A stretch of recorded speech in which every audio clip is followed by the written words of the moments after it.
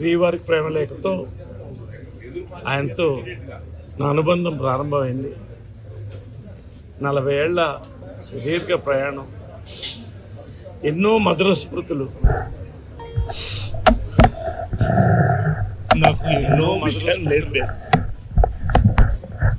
నాకు మానసికంగా 4 స్తంభాలను భావించేవాడిని. అమ్మ కృష్ణ గారు, పెంజాల గారు, శ్రీ రామోజీరావు గారు. నాకు ఎనర్జీ కావాలన్నప్పుడు ఆయన దగ్గరికి వెళ్ళి ఆ చేతులు కలిపి ఆయనతో 10 నిమిషాలు కూర్చుంటే నా జన్మ తరించిపోయినట్టు అనిపించేది.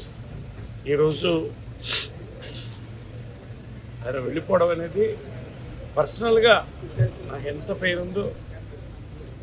ఒక భారతీయుడిగా, ఒక భారతీయ బిడ్డగా, తెలుగు బిడ్డగా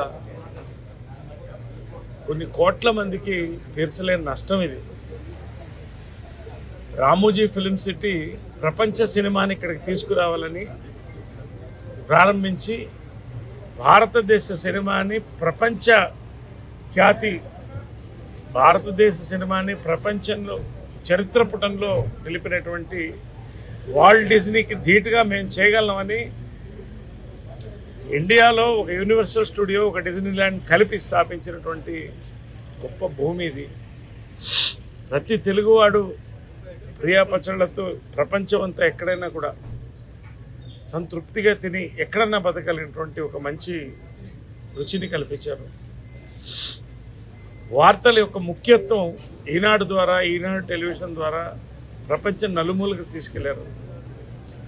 ఇది చాలా తీర్చలేనటువంటి పూర్చలేని నష్టం.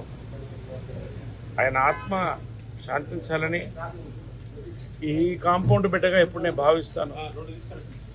ఎప్పుడు ఈ కుటుంబం ఎప్పుడు కూడా వాళ్ళకి నేను నా యొక్క ప్రగాఢ సానుభూతి తెలుపుకుంటూ ఎప్పుడు వాళ్ళు బాగుండాలి.